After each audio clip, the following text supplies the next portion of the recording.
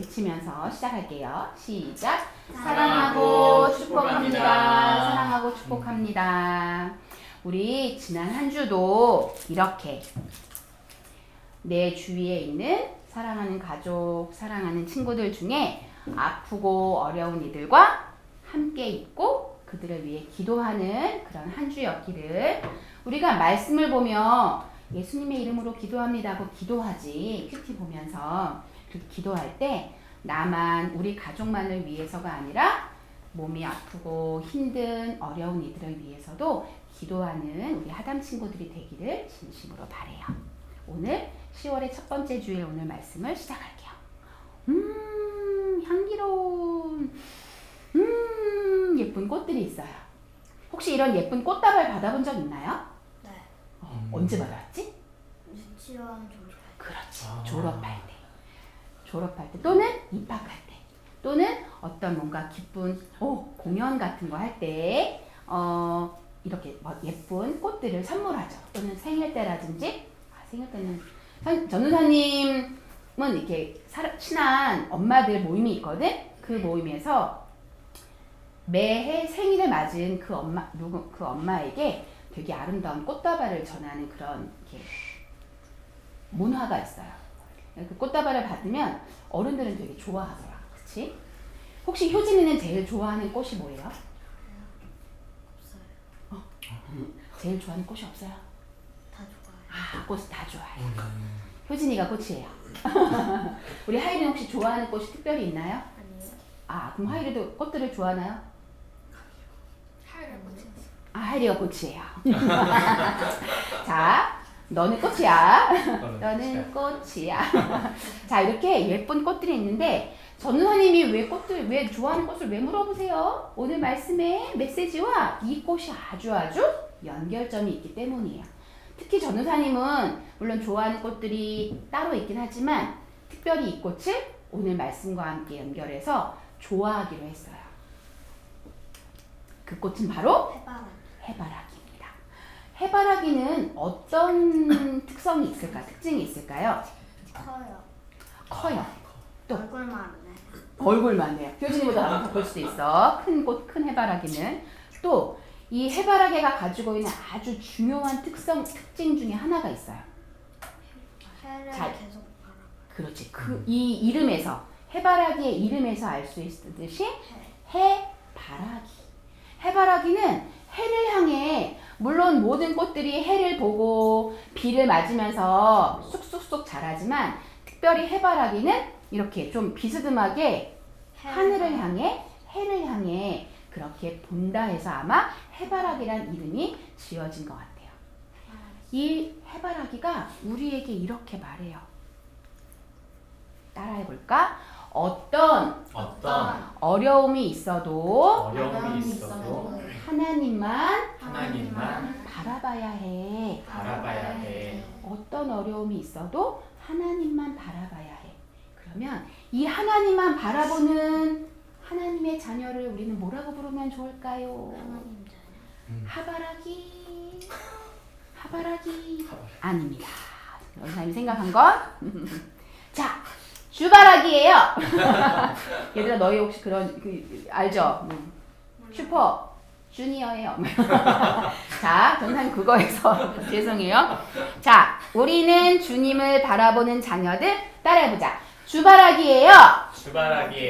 주바라기예요.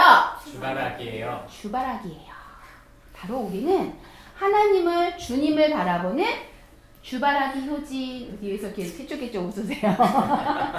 주바라기 효지, 주바라기 하율, 주바라기 예준, 주바라기 예성, 주바라기 하담 친구들이라는 걸 우리가 잊지 않기를 바라요.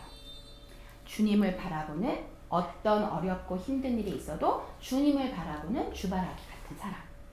그렇게 2600년 전에도 아무리 힘들고 암울하고 비통하고 포기하고 싶고 낭망하고 싶은 그 순간에도 오직 하나님만, 오직 주님만 바라본 하나님의 사람, 눈물의 선지자 누굴까요? 엘리야도 물론 하나님을 바라본 하나님의 선지자지만 지금 우리가 계속 배우고 있는 네 글자야. 네. 예레미야. 빙고 맞았어요. 예레미야예요. 그 한 사람, 주님을 바라본 그 한 사람 바로 예레미야예요. 예레미야는 민족의 멸망, 민족의 죽음, 민족의 포로로 끌려가는 이 정말 힘들고 어려운 모든 모습을 40년 동안 보고 또 기도하고 눈물 흘리고 하나님의 뜻을 전했던 하나님의 사람 주바라기 예레미야였어요. 그 예레미야가 지금 눈물의 노래 예레미야 애가를 지금 말씀하고 있는데 그 애가 말씀에 이렇게 말씀하고 있어요. 같이 읽어볼까? 시작. 여호와여 주는 영원히 계시오며 주의 보좌는 대대에 이르나이다. 예레미야 애가 5장 19절 말씀. 아멘. 예레미야가 멸망에 가는, 하나님을 떠나서 포로로 끌려가는, 그리고 예루살렘, 평화의 도성이라고 했던 예루살렘이 완전히 파괴되고 무너지고 결국에 바벨론으로 포로로 끌려가는 자신의 민족들을 보면서, 불탄 성읍들을 보면서 눈물로 기도한 이 모습은, 그래서 예레미야가 하나님 다 멸망했어요, 다 망했어요, 다 끝났어요 하고 완전히 포기하고 다 끝내버렸을까? 그렇게 눈물 흘리며 기도하고 민족을 위해 하나님께 기도했던 예레미야의 기도는 끊임없이 하나님을 바라보고, 해바라기가 어떤 순간에도 해를 향해 바라보듯 하나님의 자녀인 우리가 아무리 힘들고 어려운 일이 있어도 주님만 바라보는 주바라기이듯 예레미야 선지자도 눈물을 흘리며 기도하며 오직 하나님을 높이고 하나님만 바라본 하나님의 주바라기였어요. 예레미야를 통해, 해바라기를 통해 하나님은 우리에게 이렇게 말씀하세요. 다시 2번 외쳐볼까? 시작. 어떤 어려움이 있어도 하나님만 바라봐야 해. 어떤 어려움이 있어도 하나님만 바라봐야 해. 전사님이 빨간 글씨 외칠 테니 친구들이 아래에 노란 글씨를 외치겠습니다. 어떤 어려움이 있어도 하나님만 바라봐야 해. 맞아요. 하나님이 오늘 우리에게 그렇게 말씀하세요. 그런데 우리 이건 뭘까? 비? 전사님은 눈물로 표현해봤어요. 눈물이에요. 얘들아, 효진이도 하율이도 우리 하담 친구들도 눈물을 흘리는 일 있어요, 없어요? 있어요. 항상 하하하하 좋아요, 행복해요 이런 날만 있지? 않아요. 때로는 하나님, 저는 하나님께 기도하고 하나님 말씀을 보는데 왜 하나님 제 기도를 안 들어주세요? 그런 생각 들 때 있어요, 없어요? 있어요. 있는 게 당연한 거예요. 우리 모두 다 그런 마음이 들 때 있어요. 그런 순간에도 어렵고 힘들어서 뭔가 잘 안 되는, 또는 하나님 왜 내 기도 안 들어주세요? 하나님 정말 계신 거 맞아요? 이런 마음이 들고 이런 생각이 드는 그 순간에도 우리가 잊지 말아야 할 것, 에이 하나님 안 계신가 보다, 에이 하나님 내 기도 안 들어주시나 보다, 에이 하나님이 어딨어? 이렇게 외치는 게 아니라 그 순간에도 하나님만 바라보기 원해요. 하나님만 바라볼 수 있는 믿음을 주세요 하고 기도하는 사람이 때로는 기도할 수 없어요. 혹시 한숨만 내뱉는 순간이 있더라도 하나님은 효진이의, 하율이의, 하담 친구들의, 우리들의 그 한숨도 하나님은 들으실까 못 들으실까? 들으세요. 어떤 어려움이 있어도 하나님만 바라보는 효진이, 주바라기 효진이, 주바라기 하율이가 되기를, 주바라기 하담 친구들이 되기를, 주바라기 민경이가 되기를 기도합니다. 우리 함께 기도하며 마칠게요. 전사님이 까만 글씨의 기도문을 읽을게요. 하나님 아버지 감사합니다. 긴 추석 명절 연휴가 시작되었습니다. 하늘 가족들의 건강과 안전을 지켜주세요. 가족들과 함께 기쁘고 행복한 시간이 되게 해주세요. 우리에게 힘들고 어려운 문제들이 있을 때 예레미야처럼 하나님만 바라봅니다. 하나님, 우리를 도와주세요. 우리와 함께 해주세요. 예수님의 이름으로 기도드립니다. 아멘. 이번 한 주 특별히 가족과 함께 지내는 동안 마음 상하는 일이 있을 수 있을까 없을까? 분명 있을 거예요. 가족과 갈등하는 순간이 있을까 없을까? 있어요. 그럴 때 누굴 바라봐야 돼? 하나님. 하나님, 지금 이 갈등이 일어났어요. 하나님, 제 마음이 너무 지키기 힘들어요. 하나님, 속상해요. 눈물 나요. 그 순간에 이렇게 기도하는 거야. 하나님만 바라보겠습니다.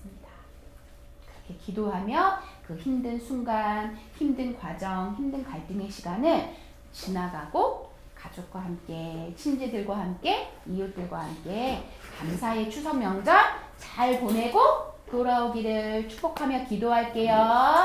감사합니다. 우리 잠옷실로 고!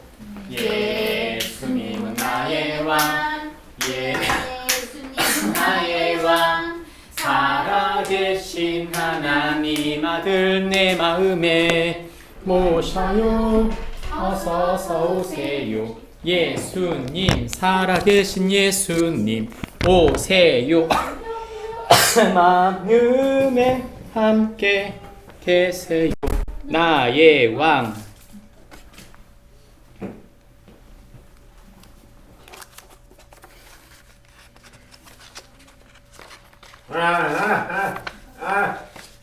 네.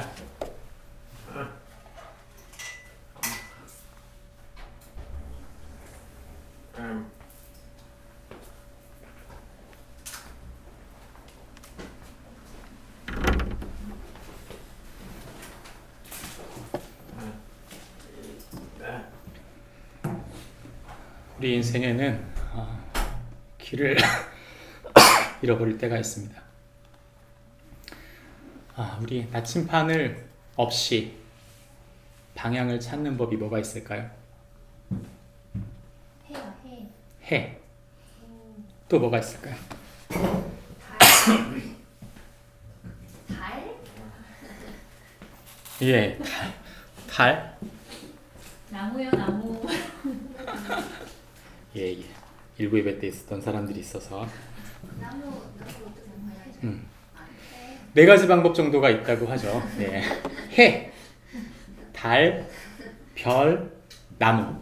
나무는 나이테가 북쪽으로 쏠려 있어요. 좁은 간격이 있는 쪽이 북쪽, 넓은 간격이 있는 쪽이 남쪽으로 되어 있는 거죠. 그래서 동서남북을 알아볼 수 있다. 이렇게 볼 수 있습니다. 사실 우리가 나침판이 없이도 방향을 찾을 수는 있지만 우리의 삶에 방향을 잘 모를 때가 있습니다. 나의 미래, 내 진로는 무엇인가? 또는 내가 하는 일들에 있어서 그 일은 과연 무엇을 향해 가고 있는가? 나의 인생은 무엇을 하며 사는 것이 합당한가? 이런 복잡한 생각이 우리의 삶에 있기도 하고, 무엇보다 우리가 길을 잃어버리는 때는 어려움에 당할 때 길을 잃어버립니다. 마음이 복잡할 때, 생각이 복잡해질 때, 누군가의 갈등 속에서 답을 찾지 못할 때가 있는 것이죠. 사실 인생에는 큰 위기가 그렇게 있습니다. 문제는 그렇게 큰 위기가 다가올 때는 나침판은 방향을 찾을 수 있지만, 심지어 나침판이 없어도 방향을 찾을 수는 있지만 인생의 방향을 찾기가 쉽지 않다는 데 문제가 있습니다. 우리의 인생에 큰 위기가 찾아올 때 우리는 어떻게 우리의 방향을 찾아갈 수 있을까요? 오늘 우리는 그 해답을 성경에서 찾기를 원합니다. 예레미야서 애가 4장 11절부터 16절 말씀을 나눠서 읽습니다. 여호와께서 그의 분을 내시며 그의 맹렬한 진노를 쏟으시며 시온에 불을 지르사 그 터를 사르셨도다. 대적과 원수가 예루살렘 성문으로 들어갈 줄은 세상에 세상의 모든 왕들과 천하 모든 백성이 믿지 못하였소서. 그의 선지자들의 죄들과 제사장들의 죄악들 때문이니 그들이 성읍 안에서 의인들의 피를 흘렸도다. 그들이 거리거리에서 맹인같이 방황하며 그들의 옷들이 피에 더러워졌으므로 그들이 만질 수 없다. 사람들이 그들에게 외쳐 이르기를 저리 가라 부정하다 저리 가라 저리 가라 만지지 말라 하였으며 그들이 도망하여 방황할 때에 이방인들이 말하기를 그들이 다시는 여기 살지 못하리라 하였도다. 여호와께서 노하여 그들을 흩으시고 다시는 들보지 아니하시니 그들이 제사장을 높이지 아니하였으며 장로들을 대접하지 아니하였습니다. 아멘. 우리가 읽은 성경 본 말씀을 사실 반면교사입니다. 2600년 전에 있었던 잘못된 선지자들과 제사장들, 방향의 나침판이 되어야 될 백성들의 방향을 알려주는 나침판 역할을 했어야 할 선지자와 제사장들이 오히려 길을 잃게 만든 것이죠. 그러므로 이 말씀을 반대로 뒤집으면 우리가 던진 질문, 우리 인생의 위기에 어떻게 하면 그 위기 속에서 길을 찾을 수 있을까? 답이 나옵니다. 그 답은 이렇습니다. 같이 읽습니다. 시작. 성도는 바른 하나님 말씀을 의지함으로 결코 후회하지 않는 자이다. 성도는 바른 하나님 말씀을 의지함으로 결코 후회하지 않는 자이다. 다시 말하면 우리가 진짜 하나님 말씀을 의지하여 살았다면 결코 후회하지 않을 것이라는 뜻입니다. 예레미야 애가는 한마디로 조리면 슬픈 노래입니다. 슬플 수밖에 없죠. 왜냐하면 마치 우리나라 6.25 전쟁 75년 전에 6.25 전쟁이 터지고 나서 전쟁으로 산과 들 도시들이 다 황폐화되고 난 다음 아무것도 없을 때 고아들이 과부들이 자기 남편이 죽고 자기 부모가 죽고 가족들 친척들이 다 뿔뿔이 흩어져 버려서 2,500만 명이 이산 가족을 잃어버린 그런 상황이었는데 모두 슬픔에 울었습니다. 그들의 눈물, 모든 것을 잃어버린 자신이 갖고 있던 모든 것이 잿더미가 되고 자신이 가까웠던 모든 사람들이 다 슬픔과 고통을 겪고 아픔을 겪은 그 시대의 비극을 겪는 사람들이 눈물 흘리지 않는 사람이 있을까요? 없었을 것입니다. 마치 예레미야 애가는 그런 슬픈 노래, 전쟁이 끝나고 난 다음 슬픈 노래, 슬픔을 이야기하듯 이 노래는 그것을 이야기하고 있는 것이죠. 오늘 우리가 읽은 성경 본문은 우리에게 당시의 남유다가 하나님을 섬겨야 되는 이스라엘이 하나님을 섬기지 않고 하나님을 의지하지 않은 전혀 다른 것을 의지하며 살았다는 것입니다. 근데 그들을 잘못 살게 만든 사람들이 있었던 거예요.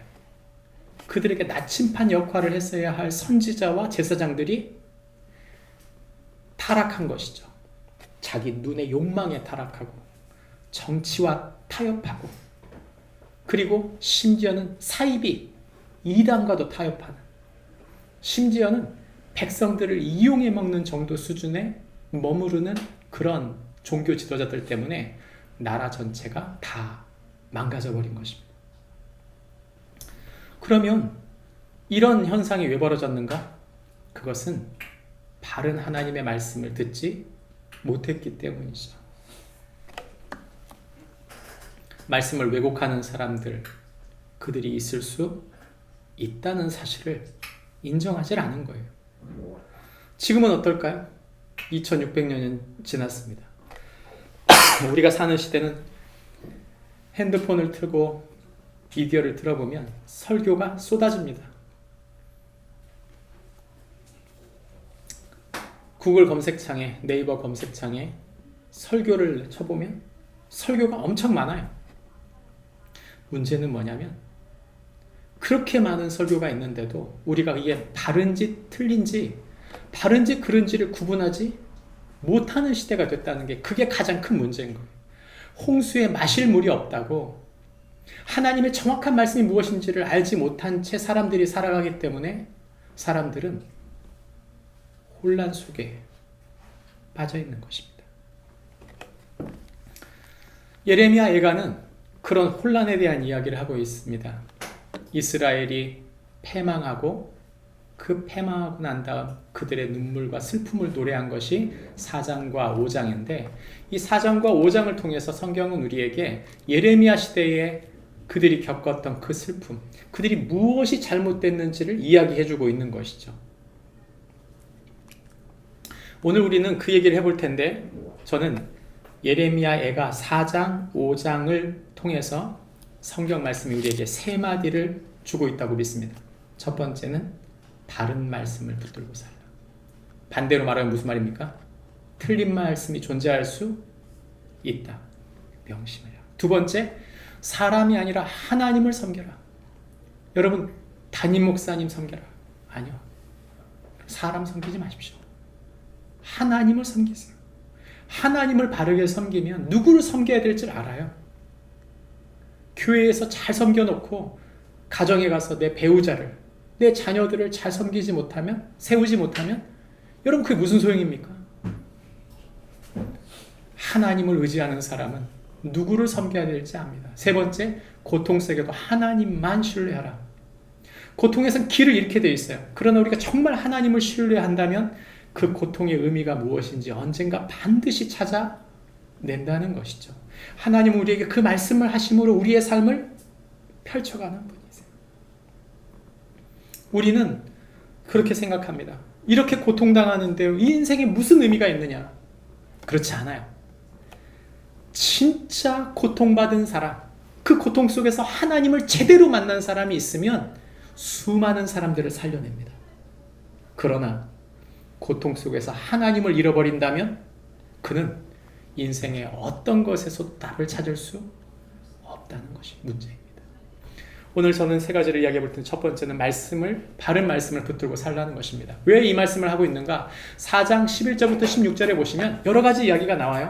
성경에 보시면 백성이 당한 고통, 지도자들이 당한 고통, 군의 그 마을, 그 예루살렘 성에 수많은 고통을 당한 아녀자들과 그 아이들이 당한 고통에 대한 이야기가 나옵니다.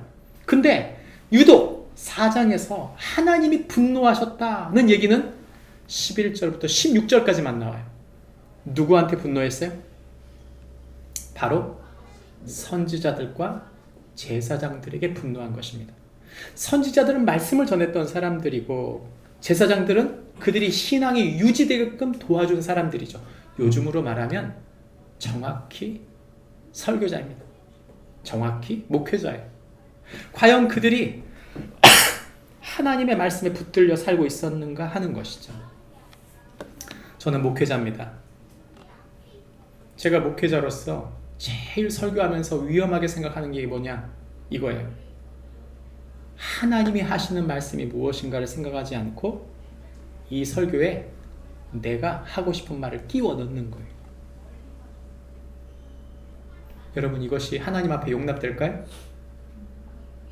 저는 우리가 모두 이 땅을 떠났을 때 하나님 앞에 설 텐데 그 하나님 앞에 설 때 하나님 앞에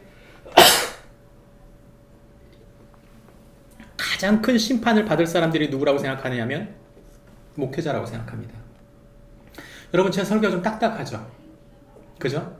제 설교를 가만히 들어보시면 성경을 해석하고 여러분한테 주려고 애를 쓰지 제가 여러분을 재밌게 만들려고 애를 쓰고 있지 않아요, 사실은.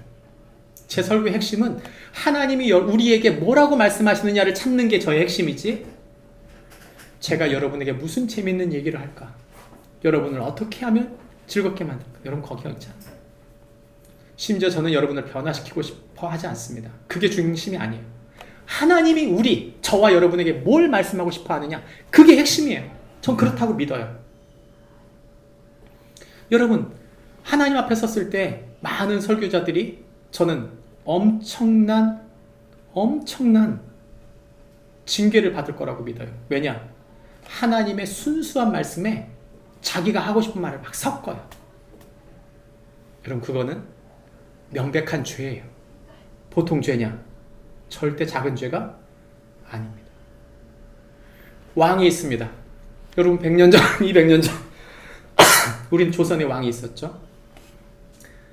여러분, 왕이 어명을 씁니다.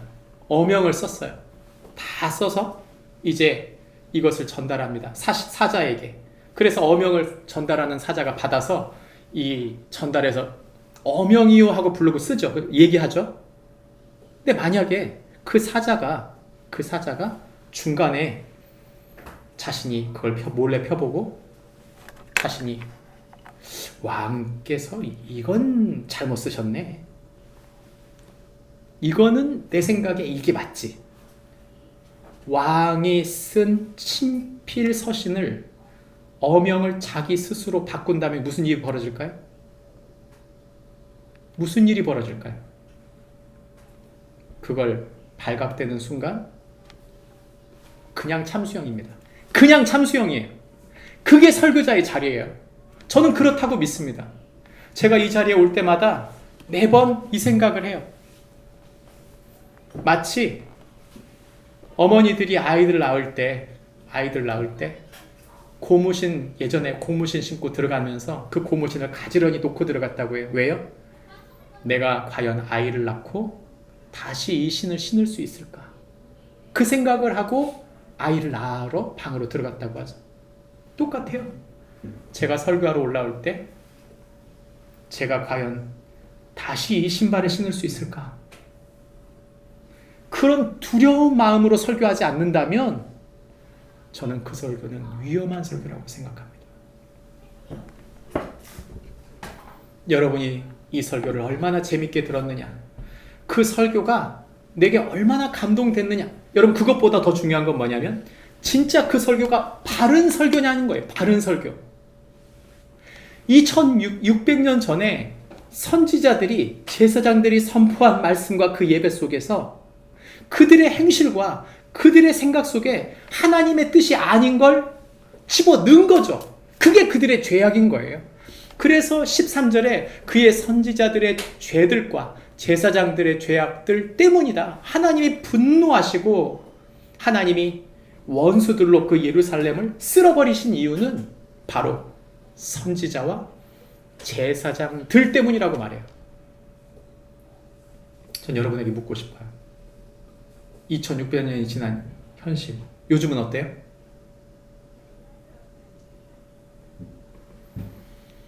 저는 한국교회가 엄청난 위기에 포함되어 있다고 생각해요. 검찰이 유명한 교회 목사님들의 사택이나 교회를 압수수색할 정도예요. 무슨 얘기입니까? 섞이면 되지 않은, 섞이면 안 될 사람들과 섞이고 엮여서 엉뚱한 자기 힘을 바라는, 하지 말아야 될 말들을 강단에서 하고 있다는 뜻입니다. 어찌 목회자가 광장에 나가서 자기 정치 선동을 하고 있어요? 여러분, 목사는 하나님의 말씀을 분별하고 말씀을 해석하는 사람입니다. 여러분에게 전달하는 사람들이에요. 그럼 그들이 정치 선동을 대놓고 강단에서 한다는 건 전 이렇게 생각합니다. 목사가 아니다. 그건 선동이에요, 여러분. 지난번 계엄이 일어났을 때 계엄이 선포되고 나서 제가 이런 말씀을 드렸어요. 여러분, 대통령 잘못 찍었습니다. 여러분, 정치적인 얘기죠. 그래서 제가 하고 싶은 얘기는 정확히 말하면 그 사건에 대한 얘기예요. 아닙니까? 계엄이 일어난 것은 그 대통령을 뽑은 사람들이 그만큼 그 사람을 잘못 봤다는 건 아니에요.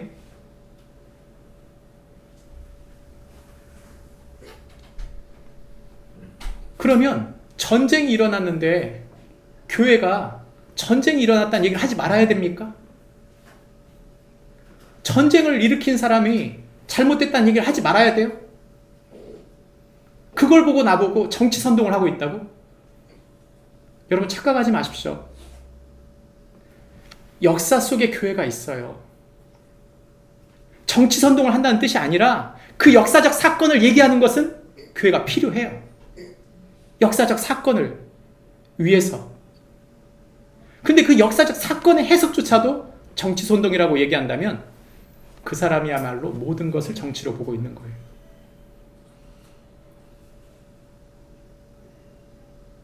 여러분 착각하지 마십시오.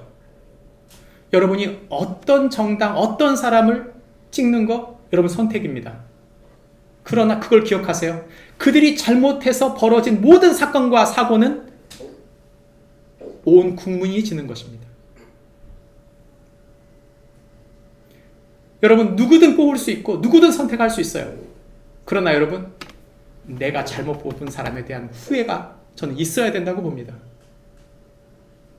회개가 없이 돌이킴이 없이 역사 앞에 바로 설 수 있는 것은 없다. 여러분 우리가 기독교 예수 그리스도를 따르는 기독교 역사를 따라가는 사람으로서 기독교는 항상 역사 앞에 부끄럽지 않은 선택들을 해왔어요. 우린 물어봐야 돼요. 내가 기독교인으로서 역사 앞에서 내가 부끄러움이 없는가? 예레미야는 그 당시에 제사장 선지자들과 싸웠어요. 그럼 그 정치 선동한 겁니까? 왜 싸웠죠? 정치 때문에 싸운 게 아니에요. 그들이 잘못하고 있는 걸 지적한 것입니다. 잘못한 것에 대한 얘기를 한 거예요. 그 역사적인 잘못에 대한 얘기를 한 것입니다. 그럼 하나님의 사람인 우리가 잘못한 것에 대한 얘기를 하지 말아야 돼요? 누굴 추종하는 것, 정치인을 추종하는 것, 여러분 그건 정치에 따라가는 거죠. 그러나 그들의 정책과 그들의 선택 때문에 나온 결과물, 이 결과물에 대해서는 누군가는 책임을 져야 되는 거 아니에요? 근데 그것조차도 얘기하지 말라고요? 제가 누구 정당을 뽑으라고 했습니까? 제가 누구를 어떤 정당이, 어떤 사람이 우리의 지도자라고 말합니까? 그렇게 말한 적 없습니다. 누구든 다 죄인이에요, 사실. 아닙니까? 우리가 항상 쫓아야 될 건 정책과 그것이 바른지를 의심하고 선택하는 것이지 어떤 사람이 어떤 정당이 우리의 추종할 사람들이다. 여러분 저 그렇게 말한 적이 없어요. 완벽한 사람 존재하지 않기 때문에 잊지 말아야 합니다. 기독교적 관점으로 정치를 본다는 관점은 바로 그런 관점입니다. 당시에 선지자들과 제사장들, 그들이 잡혀가고 죽어간 단순히 모든 백성들한테 혐오의 대상이 돼버린 이유가 뭐죠?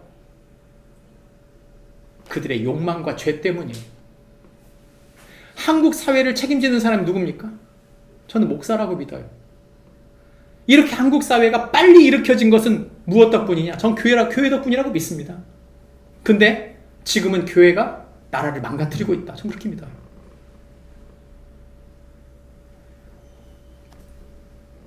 예레미야를 끊임없이 괴롭혔던 선지자들과 제사장들, 그들은 어떻게 됐습니까?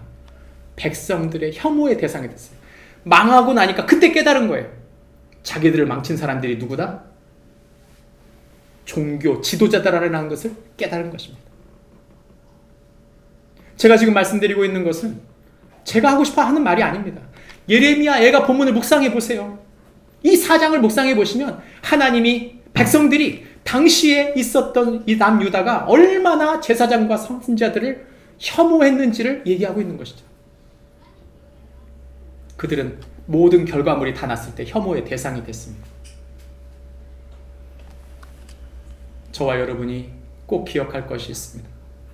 이 질문입니다. 나는 하나님의 말씀을 바로 해석하고 있는가? 어떤 사람이 하나님 말씀을 바로 해석할 수 있을까요? 유일한 딱 한 부리 뿐입니다. 날마다 말씀을 묵상한 사람. 나는 하나님 백성으로 하나님의 뜻을 따르며 그 복음 앞에 죄인인 나를 구원하셔서 하나님의 자녀 삼아 하나님 나라를 일으킨 하나님의 사람이라고 믿고 그 복음의 기본 안에서 그 말씀을 볼 줄 아는 사람만 좌로나 우로나 치우치지 않는 하나님 백성으로서의 정치를 따라갈 수 있는 것입니다. 말씀을 보지도 않았으면서, 말씀을 분별하지도 않았으면서 함부로 정당 정치를 남발하고 얘기할 수 없다는 뜻입니다. 예수님 앞에는 마태, 극우도 있었고 가룟 유다가 아닌 유다, 그는 독립군에 해당되는 사람이었어요. 극좌와 극우가 함께 있지만 결코 예수님은 그 둘 다 버리지 않았습니다. 우리의 지향점은 정확히 말합니다. 대한민국이 아니에요. 이 나라를 세우고 하는 것 당연히 해야 될 일이지만 우리의 궁극적인 우리의 정체성은 하나님 나라 백성으로서의 정체성을 갖고 있어야 돼요. 그런데 우리가 하나님 나라의 법, 하나님 말씀, 그분의 뜻과 계획을 모르면서 함부로 말하고 있는 이 세상의 언어들을 해석할 수 있다? 그런 일은 존재하지 않는다는 뜻입니다. 우리는 말씀을 바로 보고 있습니까? 우리는 자기 욕망이 아니라 하나님 말씀을 우선하고 있습니까? 우리가 하나님 말씀을 쫓아나가면 하나님은 반드시 우리를 바로 세우시고 인도하시는 줄 믿습니다.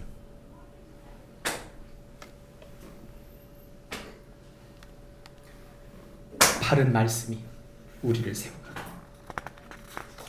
두 번째, 성경은 우리에게 말합니다. 사람이 아닌 하나님을 섬기라. 4장 17절부터 20절 말씀에 가보면 이스라엘 백성이 누구를 섬겼는지가 나와요. 이 선지자와 제사장들이 어떤 선동을 했냐면 애굽을 섬겨야 됩니다. 강대국 애굽, 그 전통적으로 몇천 년 동안이나 강대국이었던 저 애굽이 우리를 구원해 줄 것입니다. 그렇게 믿었던 거죠. 어떤 일이 벌어졌어요? 18절에 보면 그들이 우리의 걸음을 엿보니 우리가 거리마다 다 다닐 수 없으며 우리의 끝이 가깝고 우리의 날들이 다하였으며 우리의 종말이 이르렀다. 요즘으로 말하면요, 강대국 믿었는데 어떻게 됐다? 뒤통수 맞았다는 뜻이에요. 이 말이. 애굽을 의지했는데 애굽과 아수르가 함께 협작해서 신흥 강대국이었던 바벨론, 하나님이 그토록 예레미야를 통해서 바벨론 그 북쪽에서 일어나서 바벨론이 온 세상 북쪽으로 향해 하나님의 심판을 이룰 거라는 예레미야의 선포를 귓등으로 듣고 끝까지 예전부터 강대국이었던 애굽을 믿은 것이죠. 무슨 일이 벌어졌어요? 갈그미스 전투. 거기에서 애굽 왕 느고가 패배합니다. 그러면서 애굽은 완전히 기울어 버려요. 기울은 정도가 아니에요. 나중에 바벨론이 애굽을 잡아먹어 버립니다. 그러니 남유다는 어떻게 됐어요? 쫄딱 망한 거죠. 하나님이 그토록 예레미야를 통해 말씀하셨던 그 말씀은 귓등으로 듣고 자신들이 의지했던 그 나라 믿다가 결국 다 망한 거예요. 우리나라는 어떻습니까, 요즘? 제가 이 설교를 하고 싶어서 한 게 아니고요. 오늘 우리가 하고 있는 본문이 딱 이 나라 이 시대를 고스란히 얘기하고 있는 것 같아요. 우리나라 제일 의지하는 나라가 어느 나라예요? 우리 미국 의지하죠. 동맹국이어서. 최근 한 달여서 안에 무슨 일이 벌어졌습니까? 관세 협상 하느라고 우리가 의지하던 미국이 25% 관세 내라는 거 아니에요? 5,500억 달러 내놓으라는 거 아닙니까? 5,500억 달러. 무슨 얘기입니까? 성경이 말합니다. 나라 의지하지 마라. 성경은 우리에게 그 나라 의지하지 말라고 말씀하세요. 그들이 또 하나 의지했던 사람들이 있어요. 그럼 그들은 뭐냐면 인간 왕들이에요. 그래서 우리의 콧김 곧 여호와께서 기름 부으신 자가 그의 함정에 빠졌다. 무슨 말이냐면 자신들이 그토록 의지했던 다윗 혈통의 왕이었던 그 시드기야, 그 여호야김, 자신들이 믿었던 그 4대 마지막 남유다에 남았던 4대 왕이 모두 다 몰락했어요. 그들이 그토록 믿었던 다윗의 혈족인데 자신들은 다윗의 후손이기 때문에 이 나라를 하나님 망하지 않게 할 거다. 아니요, 망했습니다. 다시 말합니다. 사람 의지하지 말라는 뜻이에요. 여러분, 지금 현 대통령을 의지합니까? 의지하지 마세요. 사람은 믿음의 대상이 아닙니다. 사랑의 대상일 뿐이에요. 하나님, 이 나라를 불쌍히 여겨주시고 이 대통령을 불쌍히 여겨주십시오. 그들을 위해 기도할 뿐이지 우리가 그들을 전적으로 신뢰할 수 없어요.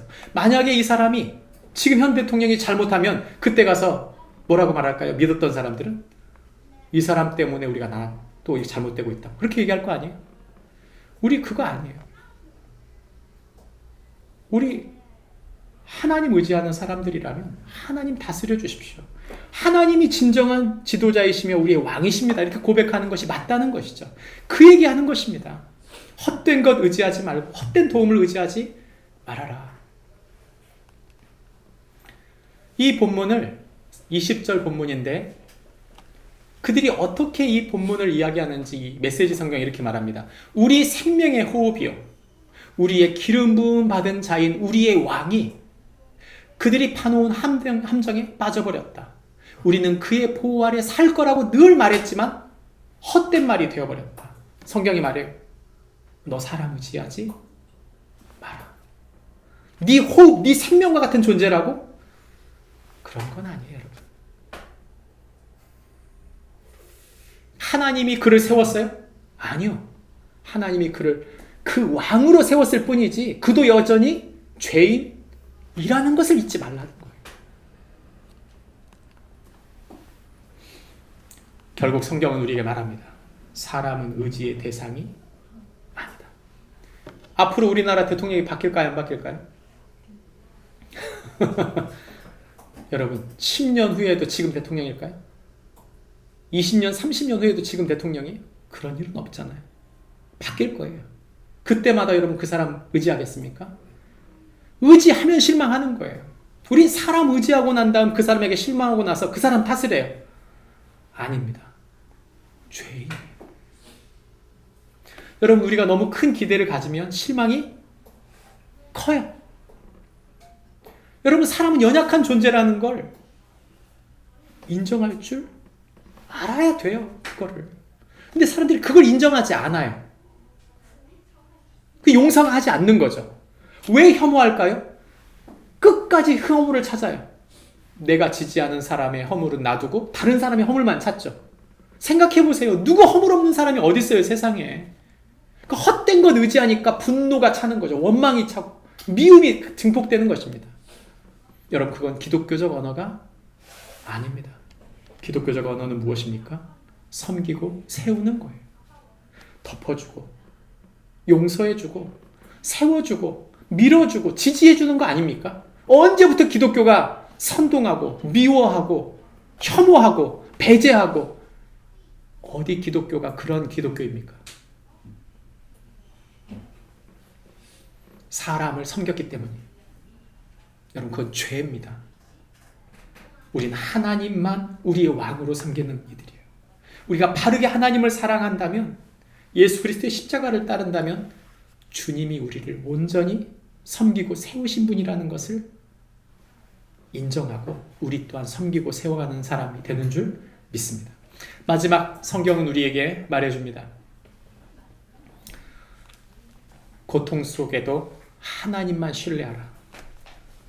예레미야가 5장 19절부터 22절이 성경의 마지막 구절인데 놀랍게도 두 가지를 말해요. 하나는 뭐냐면 하나님은 영원하고 신실하시다. 그런데 또 하나의 말은 뭐냐면 하나님, 그러나 우리의 현실은 뭐합니다? 비참합니다. 그 비참한 현실과 하나님의 영원하심이 공존할 수 있을까요? 성경은 말합니다. 공존한다는 거예요. 공존한다. 우리는 고통 속에는 하나님이 계시지 않는다는 착각을 해요. 그렇지 않아요. 우리의 고민과 아픔과 근심과 걱정 속에 하나님이 함께 계신다. 그것이 성경이 말하는 것이죠. 그래서 예레미야 전체를 살펴보시면 하나님의 신실하심을 노래하는 단 한 구절, 그게 19절이에요. 그게 딱 한 절이에요. 예레미야가 하나님을 믿지 못해서 한 구절만 넣었을까요? 그게 아니에요. 그 모든 고통 중에도 저는 누구를 믿습니다? 하나님, 영원하신 하나님, 영원히 다스려 주실 하나님을 저는 믿습니다. 하나님만 신뢰하고 있는 것이죠. 여러분, 우리의 삶에는 고통이 많이 찾아옵니다. 여러분, 기독교는 고통의 종교예요. 기독교는 고통 속에서 하나님, 그분이 어디 계신지를 찾고 하나님이 주신 고통을 마음에 품고 하나님이 무엇을 말하는지를 찾아가는 종교이지, 하나님, 고통을 빨리 없애주십시오. 여러분, 그러려면 무당 찾아가십시오. 그럴 거면 그냥 의사 찾아가세요. 기독교는 그게 아닙니다. 기독교는 그 아픔 속에서 하나님을 찾고 고민하고 번민하면서 끊임없이 사유, 깊은 사고를 반복하며 하나님의 뜻이 무엇인지를 찾아가는 종교이지, 그저 고통을 빨리 없애달라고 하는 종교가 아니라는 사실을 기억하셔요. 예레미야를 생각해 보십시오. 그가 흘렸던 눈물, 그가 당했던 고통, 누가 알까요? 누가 알아요? 그러나 예레미야는 끝까지 그곳에 남아서 그들을 위해 기도합니다. 5장 마지막 부분을 보시면 기도가 이래요. 우리라는 단어를 계속 반복합니다. 하나님, 우리를 왜 버리셨습니까? 하나님, 보십시오. 우리의 성읍이 망가졌습니다. 하나님, 우리의 자녀가 이런 고통을 당합니다. 하나님, 우리가 애쓰고 수고했던 수많은 저 집과 저 밭, 우리가 가진 모든 것을 다 빼앗아갔습니다. 하나님, 우리의 처참한 상황, 아녀자들이 욕을 당하고 우리의 자녀들이 목숨을 잃는 이 처참한 우리의 고통을 하나님 기억해 주십시오. 예레미야의 기도는 처절한 울부짖음이 하나님을 향한. 목사님, 당연히 기도하는 거 아닙니까? 아프면 기도하고 당연히 기도하는 거 아닙니까? 여러분, 그렇지 않아요. 기도하는 건 당연한 게 아닙니다. 많은 사람들이 기독교인인데도 고통을 당하면서도 기도하지 않는 경우가 허다해요. 우리는 고통 속에서 기도하며 하나님 앞에 고민하는 습관을 갖지 않으려고 하는 거죠. 여러분, 그건 성경적이지 않아요. 성경적이지 않아요. 사람이 언제 훌쩍 클까요? 제가 보니까 남자들이, 여자분들 마찬가지지만 언제 사람이 훌쩍 크느냐? 위기 앞에서 가장 많이 큽니다.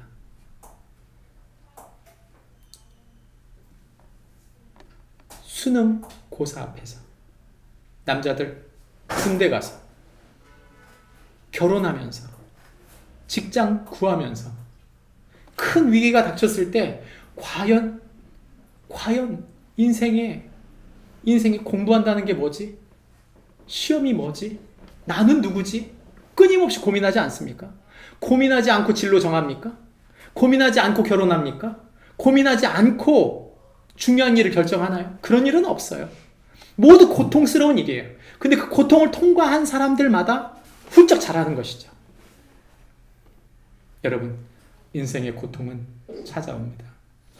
나의 고통은 무엇입니까? 나는 하나님이 그 고통 속에서 신실한 하나님의 계획이 무엇인지 고민하고 있습니까?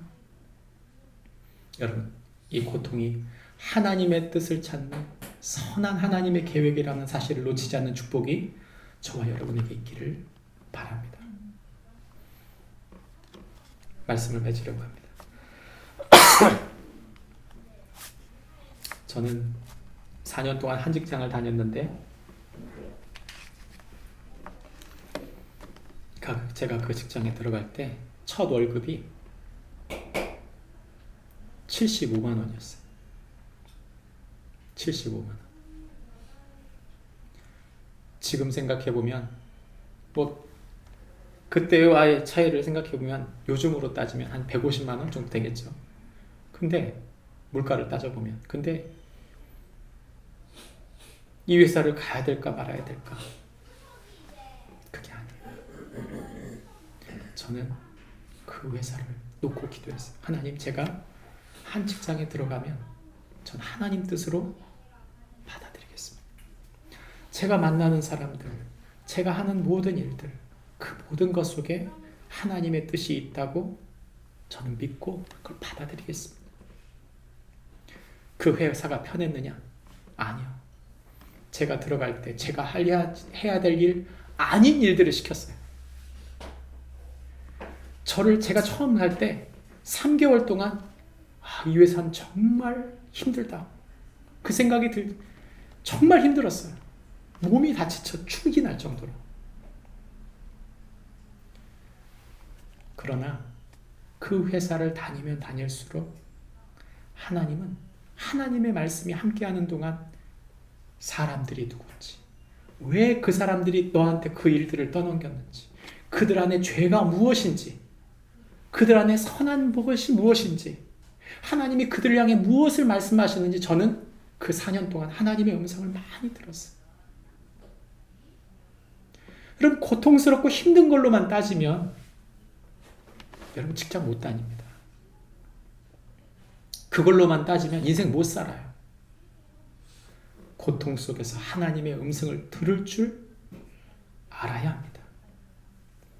우리는 그 하나님의 음성을 들음으로 그 과정을 믿음으로 승리하게 되는 줄 믿습니다.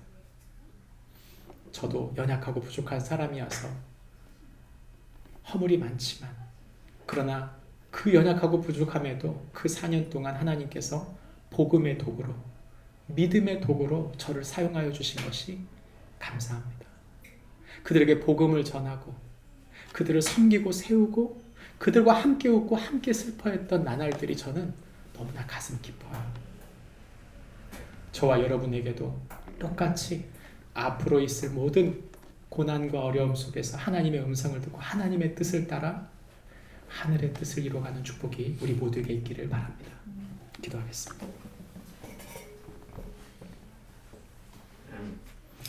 우리 이 시간 같이 기도하면서 주 앞에 한 1분 정도 기도했으면 좋겠습니다.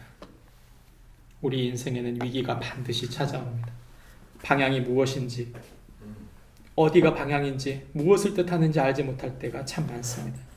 그러나 하나님은 우리에게 바른 말씀, 하나님 말씀을 붙들고 살 때 주님의 음성을 알게 된다고 말씀하십니다. 사람 의지하지 않고 하나님 의지하며 섬기면 하나님은 반드시 당신의 뜻을 이루신다고 말씀하십니다. 특별히 고통 속에서 말씀하시고 고통 가운데 우리를 성숙케 하시고 세워가신 하나님이라고 말씀하십니다. 그 하나님을 신뢰함으로 믿음으로 서게 하여 주십시오. 우리 함께 기도하면서 주 앞에 나가도록 하겠습니다. 기도하시겠습니다. 하나님 아버지, 기도하겠습니다. 주님 앞에 나갑니다. 하나님 아버지, 우리 연약하고 부족함을 잘 아시면서도 불구하고 하늘의 계획들을 이루어가시고 인도하여 주시는 주님, 하나님 우리를 신실하신 주님의 계획으로 우리를 붙드시고 인도하여 주시는 하나님께 감사합니다. 지금 제 고난이 있습니다. 우리의 고난이 있습니다. 이 나라가 당하는 고난이 있습니다.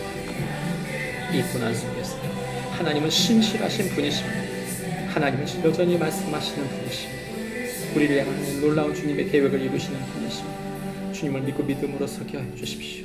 오직 주님을 의지하며 아버지 신실하신 주님의 뜻을 찾아가는 동안 하늘의 놀라운 계획, 우리를 성숙시키시고 우리를 향한 하늘의 놀라운 계획을 이루시고 인도해 주시옵소서. 하나님 아버지, 감사합니다. 우리를 불러주셔서 하나님의 사람으로 우리를 세워주시고 인도하신 은혜에 감사합니다. 하나님, 우리는 예레미야처럼 우리의 현실 속에서 눈물을 흘리고 아파할 때가 많습니다.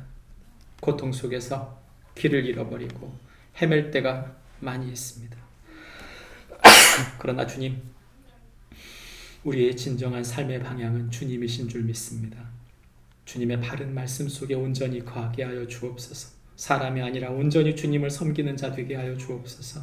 고통 속에서 더 주님을 신뢰함으로 성숙하고 성장하는 이가 될지언정 하나님, 남 탓하고 자신의 죄책감으로 자신의 인생을 망치는 그런 일이 없도록 우리를 붙드시고 인도하여 주시옵소서. 예수님의 이름으로 기도합니다. 아멘. 오늘은 우리가